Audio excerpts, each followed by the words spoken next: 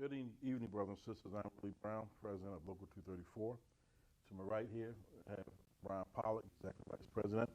And to my left here, we have Sam Pine, one of the best workers' comp lawyers in the city of Philadelphia.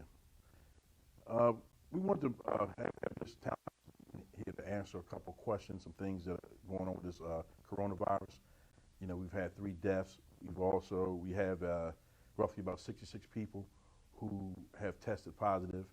We haven't had anybody come back as of yet who has recovered or has been deemed to have recovered. So we asked Mr. Pine to come in to answer a couple questions. You know, everybody gets the Family First Act bill. We get 2 weeks off, but we don't know what happens after that. So I'm going to ask you, Mr. Pine, a couple questions. Maybe he can make it clear for you. Could you explain the Family First Act? Well, there's a lot of things going on with the Family First Act. And first of all, that folks are going to get a check. Everyone's going to get a check for that. There's also other protections that are under the Act that are going to be given. Clearly, anything in regard to folks being laid off, in regard to the time they're laid off, is going to be extended beyond 26 weeks currently in Pennsylvania. And quite frankly, I think that our Department of Labor and Industry, under Governor Wolf, under the Deputy Secretary, are very mindful, especially because it's really the SEIU, other union brothers and sisters of unions have come back to work to process a lot of the claims. I had that conversation today. There's going to be an extension of 13 weeks of that. And there's also going to be an additional $600 every week for someone that has to be laid off or furloughed. And it really doesn't matter if you're furloughed or laid off, you're going to be able to have that extension. So there's a lot of pluses to that. I think Pennsylvania's done a really good job in getting the system processed. We've also have additional referees in Pennsylvania to address some of the issues that are going to be raised, that are in place, if there's any contested cases. So that basically is the outline of what the members are going to get in regard to that act. Well, a couple of members are asking, you know, what has happened in 66 cases of people who are out tested positive. For example, we have a couple of depots. Comedy Depot would be one. I think we have maybe 9 or 10 people who tested positive there. We have Elmwood Depot. We have maybe 8 or 9 people tested positive there. Well, the question I guess I would be asking, after the 2 weeks is up, could they possibly be entitled to workman's comp? Now, groundwork. We had a picking at the depots where you pick your runs about 2.5, 3 weeks ago. After the picking, I have nothing to prove this, but I believe this is where it was transmitted at the pickings. After the pickings, 2 weeks go by, people start, you know, turning up with the virus. Is it a possibility that after the 2 weeks is up, that they can apply for workman's comp? Yes, they can apply for workers' comp. One of the things that we had come in regard to new body of law was that first-line responders, and clearly transportation workers are first-line responders. Your members are often overlooked in this process in regard to first-line responders, but they're essential workers to provide transportation to the people that are going to hospitals or going to the firefighters or going to EMTs. So clearly, you're a first-line responder and you're essential to be able to make sure that our citizens are protected. To answer your question, yes, they can. There's been a piece of legislation to have anyone in that category that has COVID-19, that has the virus, would be presumed to have gotten it on the workplace. I'm very, very happy to have those cases beyond those 2 weeks to say, if you're out of work because of COVID and you've been diagnosed, that you ought to be entitled to workers' compensation benefits. Unfortunately, we had 3 people to date that passed away, unfortunately.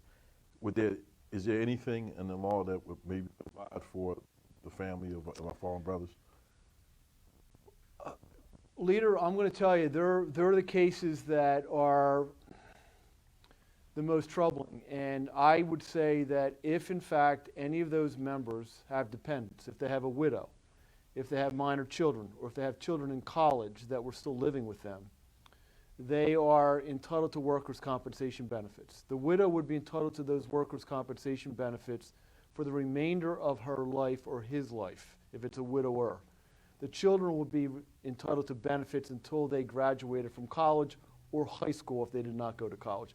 Those cases are cases that we are taking, and especially, again, in regard to first responders and frontline essential workers in our community, in our city, that are having the consequence of basically being killed by this virus while they're working.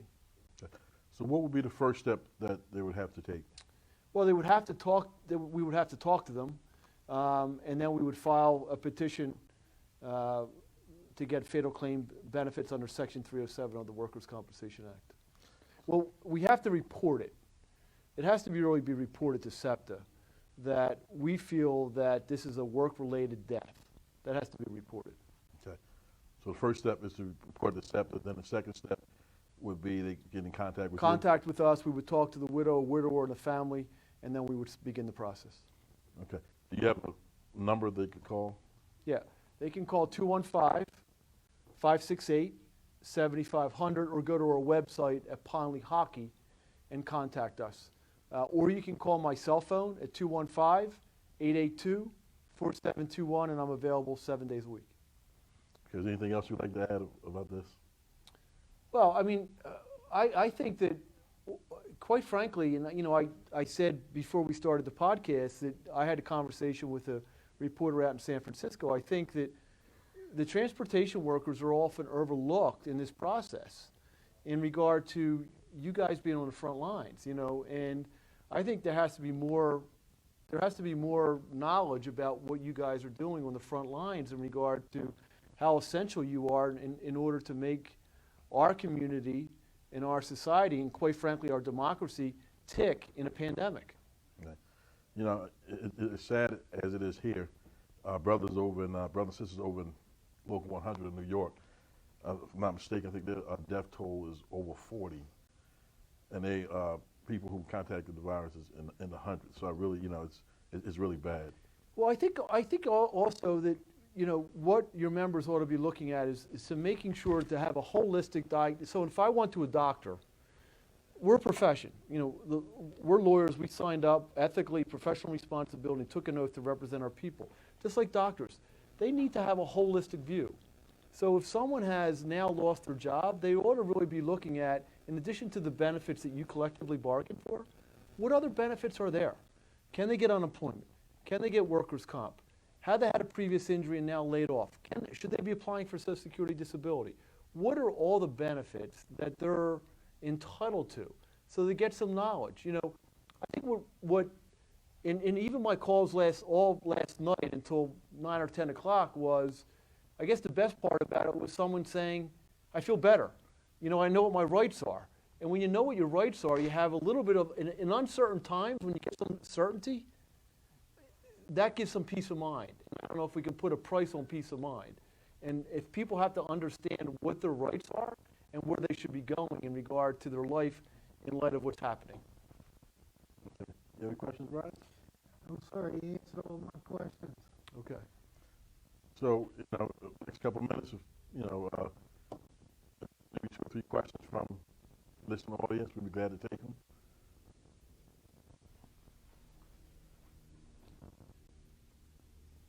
Nothing thus far. Okay, so we're going to, you know, hang around just for a few minutes. Sure, of course. Until we get everything up and running. Yeah. I'd like to bring a couple of things. You know, this virus we have has changed our world forever. You know, who would have thought that we would be saying now that 2 months ago that they were the good old days. And I would like to say to my brothers and sisters out there, you're doing a great job, and I'm proud of you. I'm proud to be associated with you. And when you look at what's going on, in the state of Pennsylvania, you have over 28,000 confirmed cases. You have about 800 deaths. But it says only 404 people have recovered. And we're here in 234, like I said, we have 66 members who are confirmed, and we have 3 deaths. We haven't had anybody that we've been told has recovered. So we're waiting for that to get some good news there. There's not a leader alive that could have, predicted this was going to go on. This is something that none of us knew about. None of us had any, in our lifetime, we've never lived anything like this. When it comes to membership, what you have to do what's right for the membership, not what's popular. And what we face recently is a lot of us fighting each other, arguing with each other. This happens a lot of times when you have times like this, that you fight each other and want to blame each other for everything, but it's nobody's fault. It's people can be walking around with this virus and not know that they have the virus, but at the same time, carry the virus. We've had a couple cases we talked to a couple of members who went down and took the test because maybe a family member had been sick, but they felt well. After the test results came back, they tested positive. So there's no reason for us to get mad at each other. This is not something that can be controlled. I like to address some of the things that people want to happen. I understand we can't tell you to go home and get paid. We can't tell you that. And this is what I think everybody's waiting to happen. They want to see us, say, go home. We're going to pay you your salary. We want you to go home. Also, you want to see, SEPTA tell you that. But listen, brothers and sisters, SEPTA just received over $600 million from the federal government. That's an endorsement for them to stay open.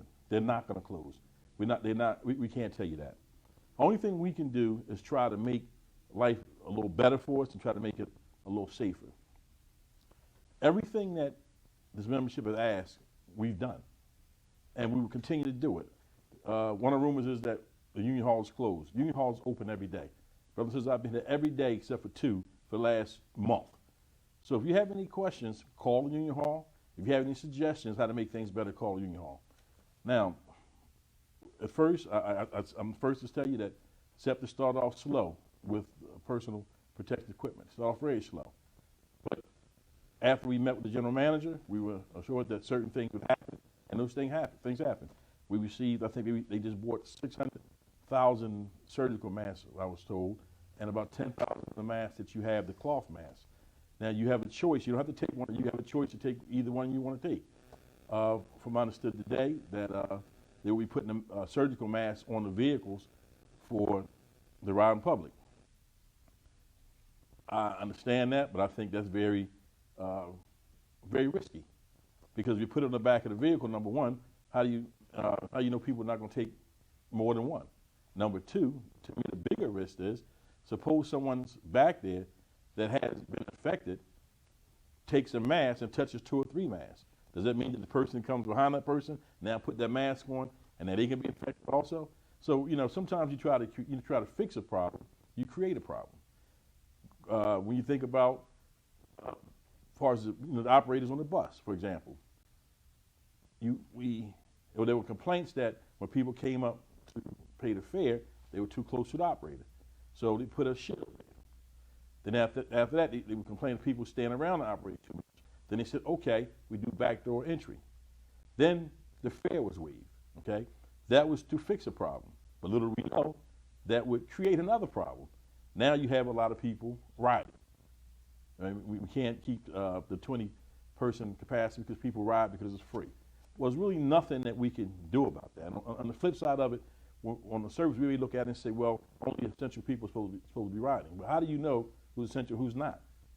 Everybody essential is not a doctor, not somebody who has a uniform on. It could be the person at the grocery store who's the butcher, who's the person that cuts the meat that you buy to feed your family. It could be the person that works in the drugstore. It could be any number of people who are essential people who have to get to work. So, again, we can't start cannibalizing each other, whether it be us turning on each other or turning on the riding public. We must pull it together. We've never seen anything like this before, and hopefully we'll never see anything like this again. Now, I was criticized greatly, and you have a right to criticize, but I was criticized because I didn't go into SEPTA and do certain things like walk out. That would make no sense whatsoever. I'm not going to do the popular thing, I'm going to do the right thing. Every action has a reaction. The action is, if I take you in there as a leader and I walk you out of the depot, I walk you out of the shop, what have I just done? I just walked you away from your employment. So SEPTA is happy then, because guess what? They're not laying you off. You walked away from your job. Who saves money? SEPTA saves money. And any fool can take you out, but the reality of how do you get back in? So why walk out? What did we just accomplished? Now,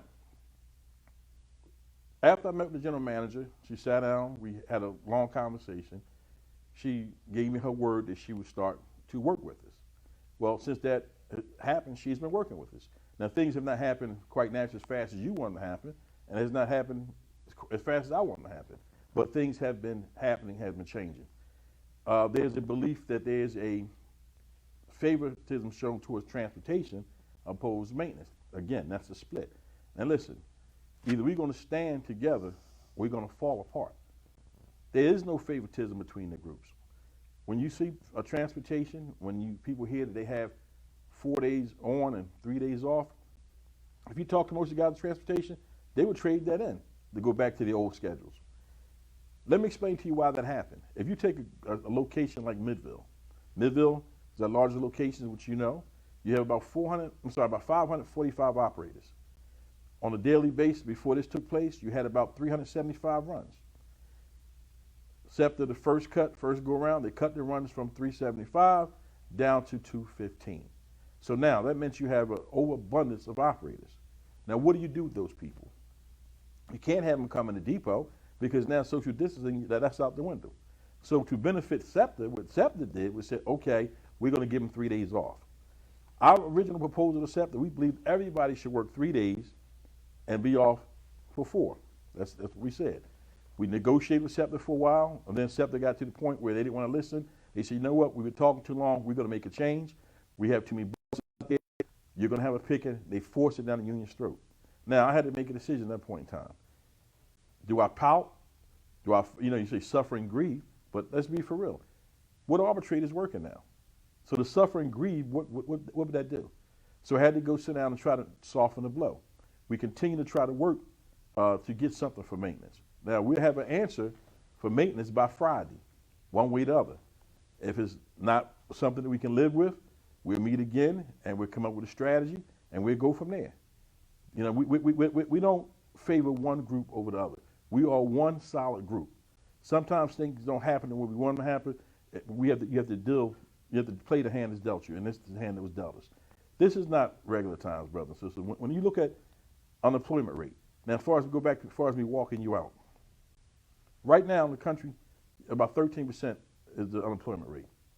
We reached that number in like 3-4 weeks. That's the fastest in American history. Fastest period of time took to reach that number, that low. So we have problems. We can't walk people out of here. What do I walk you out and do? If I walk you out, you still have to pay your bills. You still have to have health benefits. You have to feed your family. Why do I walk you out? Right now, you have the best of both worlds. If you want to work, you work. I don't love this job.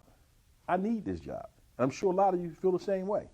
If you don't want to work, just like the government gave SEPTA an endorsement to stay open with hundreds of millions of dollars, they created things for you and ways for you to get out of work.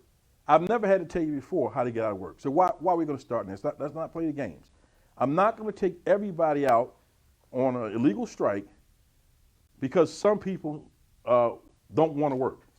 If you don't want to work, or if it's not conducive for you and your family, or if you have a sick one at home, or if you have an older parent at home, or if you yourself have an underlying condition, you don't have to come to work. Nobody's bothering you. They're not bothering you. But I'm not going to shut down and make the situation worse. We can't do that. We can't do it. Do we have any questions yet? Yeah.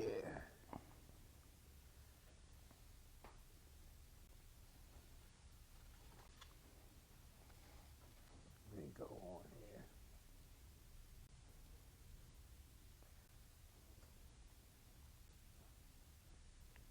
As we look up the question, Yeah. 1 second. Look up the questions.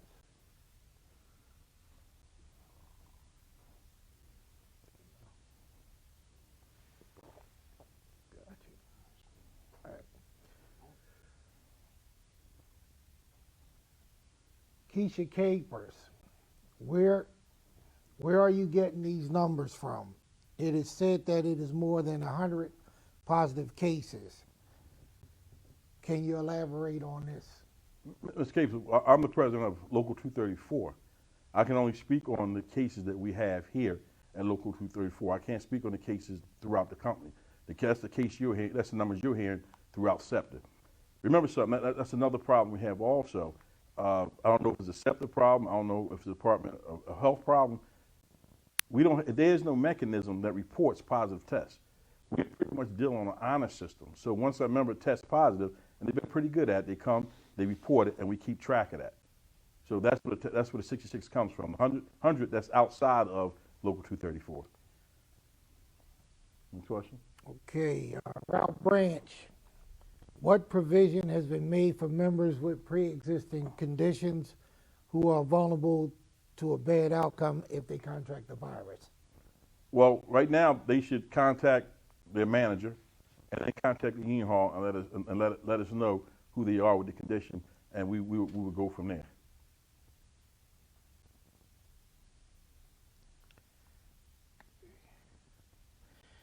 William McCray, how can SEPTA take back the mask policy? Well, understand, so number one, SEPTA cannot make law. SEPTA can only make a rule. And once this was put out, I support it and I appreciate that gesture that people should have to wear masks. SEPTA made a rule. The police don't enforce rules, they enforce law.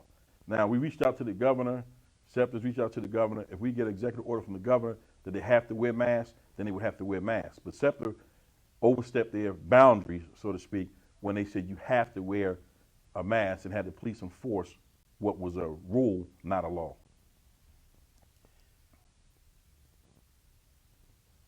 Okay. Ms. Capers, again, what would it take for SEPTA to shut down to stop the spread? SEPTA's not going to shut down. I mean, I'd love to tell you they were going to. They're not going to shut down. Like I said, they just received over $600 million from the government to stay open. That's not going to happen. In New York, they did a study of shutting down New York transit, and they believe that would help spread the virus more than it would to cut the virus down. Now, when we look at these cases here, we have to see, we compare the cases together. How many cases come out, what location, to see if there's a connection there. Now, we're doing to try to get away from that. We've had the locations cleaned at night by professionals. We brought people in to clean the locations, and also the shops that, try to make it a little safer for the membership. But SEPTA is not going to close down because they got endorsement from the government to stay open. Terrence Ledwell, hello, this is REM union rep.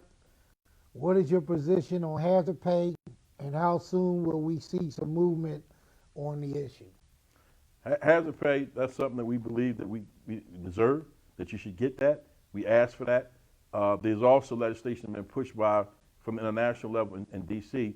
I think it's up to $25,000 that, our President John Samuelson is actually trying to help get pushed through D.C. so we can be paid some hazards pay to be compensated for the work that you do. Okay. George Benazet, how are we making out on the 4-day work week and maintenance? We'll have an answer for that no later than Friday.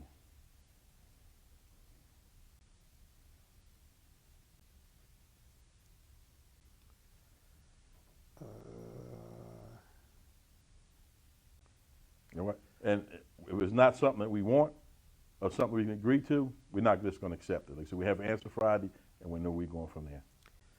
Michael Benty, given that we have the technological capabilities, will we have virtual section meetings? That's something that we haven't discussed as a possibility. But while you're here, I'd like to say something to you, that you have every right to go out and you have every right to campaign, you have a right to do what you need to do. But something I need you to consider when you're out on the property, going from booth to booth or depot to depot during this time. We had an election back in September, that's over. You're 2.5 years out from another election. When it comes to social distancing, right, what is taking place is we try to keep people out of the depot.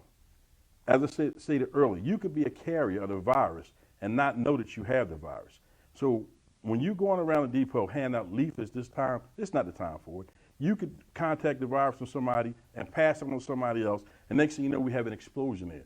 So Brother Benty, Please. I mean, you have a right to do it if you so choose to do it. But there should be some limitations on it. For example, they say you have a right to free speech. But the limitation put on it, you don't have a right to go to a crowded movie theater and scream fire. Why? Because you can cause a stampede. This is a pandemic here where we're trying to stop people from contacting diseases, keep people apart. When you go around to the depots talking to people, you could be giving that to somebody, take it from one depot to the next depot and take it home with your family. So we haven't talked about any of that. This is new, but that's not something that I'm ruling off, is off the table for us. Thank you.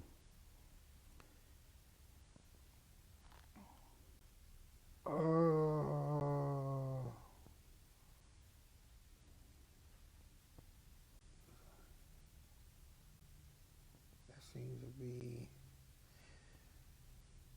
most of you guys are stating that you're having problems with the stream. Okay. How, dash the mom. How can we get employees to understand that they have to follow the process for obtaining FMLA and or EPSL? Well, we can put literature out, and again, I'm here every day. I answer the phones most of the time because our secretaries, we let them go. We let them go home because in the pandemic. I'm here every day. Call if you have a question. We get your answer and we go from there. Check one of your business agents. Call them. They are working. They're not home. They're working. So give us a call and we'll give you information, put you in contact with the right people. But something I would like to say. If you don't feel good, brothers and sisters, please don't come to work. Don't come to work if you don't feel well. What we've had happen is people come to work, and then once they get to work, they say they don't feel well. Then they tell you, well, I didn't feel well for the last 3 or 4 days. And then they go down and take the test, and everybody's on pins and needles until the results come back. And a couple times the tests have come back positive. So now everybody whom they were around, they were just put in harm's way. So please, listen, if you don't feel well, please do not come to work. Stay home. Don't come to work. Except it's not bothering you. If you need to get checked out, if you need a doctor to come back to work, you can check CVS, the mini clinics they have.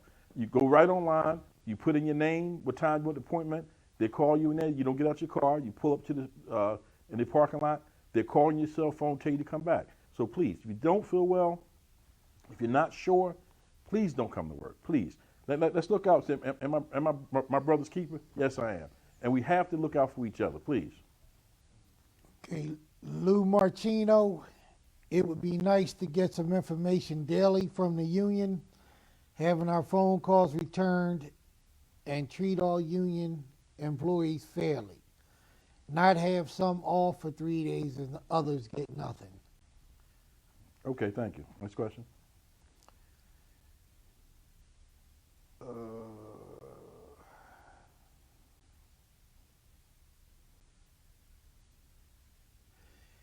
Michael Benty, cashiers are no longer collecting cash due to this pandemic.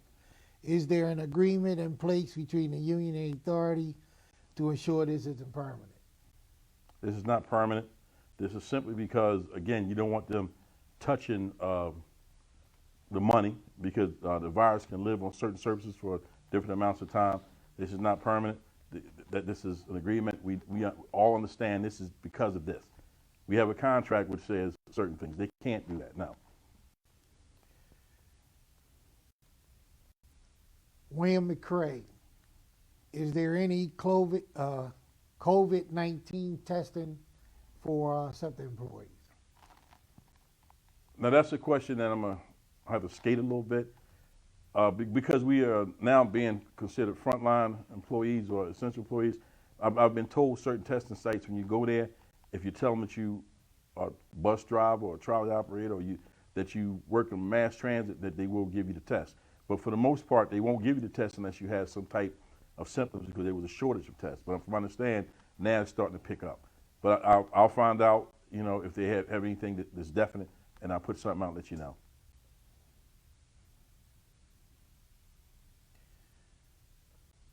Okay.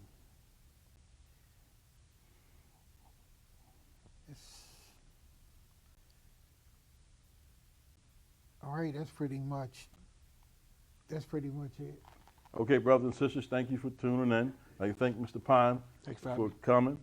Also, we also will make sure that you receive his information, how to get in contact with him. This is, everything will be available on the webpage. I will look into the question that was asked about the testing. And again, if you have any questions, feel free to call the Union Hall. We're here. 9 to 5 is open, right? Monday through Friday. Somebody's here. If you leave a message and somebody's not calling you back, then your next phone call should be left for me. I will get the message and I will make sure your calls are being answered. Okay? So again, you're doing a wonderful job. Please stay safe. God bless and good night.